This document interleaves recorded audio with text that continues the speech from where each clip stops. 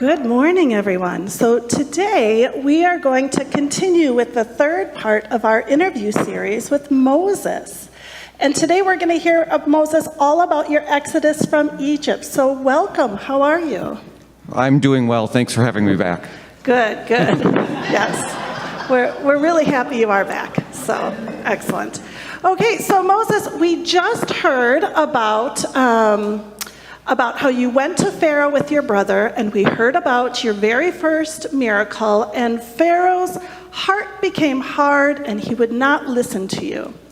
Is this an accurate representation of what happened?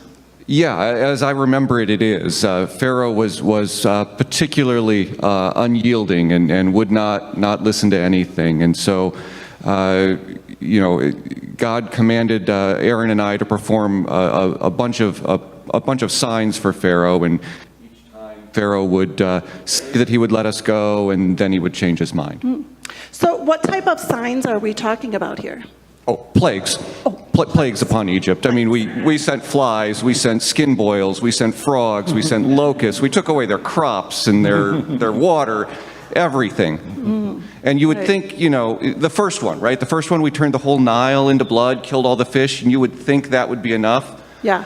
But no. Pharaoh really, it wasn't until Pharaoh's own son died that he finally agreed to let us go. So you left then, after all of that, you left Egypt, and traveling with that many people must have been very difficult. Oh, yeah, it was.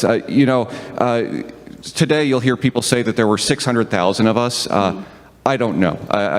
All I know is that it was this never-ending mass of people that I couldn't count, and they were all following me. And we had to leave in a hurry. We were afraid that Pharaoh would change his mind again and tell us to stay. So we grabbed what we could grab and pretty much ran. And we kind of took the long way around in case Pharaoh started following us. And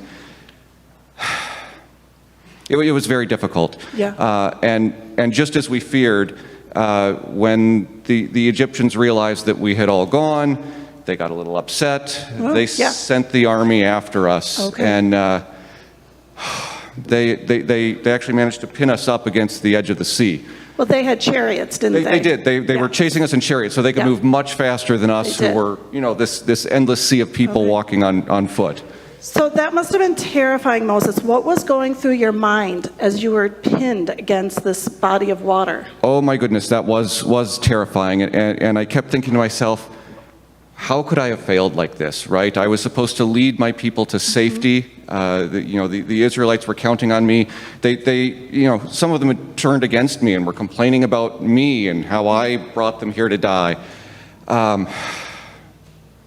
It was a very trying time. But then I remembered that when God told me to go and to talk to Pharaoh and to free the Israelites, God said he would always be with me. And so I kind of, once again, just put it in the hands of the Lord and let him be my strength. And was he with you? Indeed he was. What he told me to do, he kind of told me to turn around and face the water and to raise up my staff like this by the water. And you know what happened then? The wind came up, right? The wind came up, and the sea just divided, just like this aisle down the middle here, and there was the sand at the bottom of the sea and water on either side, and I just told the mass of people, let's go. Okay. And did you get chased? Oh, absolutely. So for a while, God was confusing the Egyptians and keeping them occupied so we could get started across the sea. But eventually, as we all progressed across, the Egyptians did get through, and they're starting to ride their chariots down the middle of the sea, the same route we had followed. But you know what happened, right? I mean, that seabed that had been covered in feet of water a little bit before, that's kind of muddy, and the chariots didn't do so well. They started to get stuck in the middle. And we thought, maybe we got something here. Maybe we got a chance. Yeah. And then God told me to turn around and to raise my hands over the water again, and the whole thing collapsed. The sea just came down and took the entire Egyptian army with them.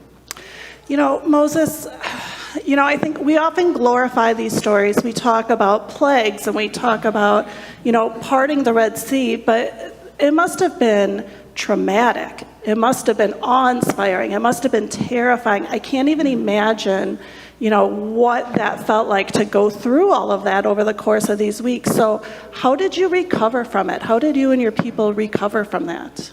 It absolutely was all of those things, the terrifying and even humbling. And we got through it the same way people get through all kinds of things from the beginning of time, right? Worship and prayer and song, like you can find today in Exodus 15, right? The Lord is my strength and my defense. He has become my salvation. The Lord is my God, and I will worship him. He is my father's God, and I will exalt him. That's beautiful, Moses. Moses, I think we're going to stop there. We'll be back next week with some tablets, I believe. So that's a fun story. All right. Thank you all.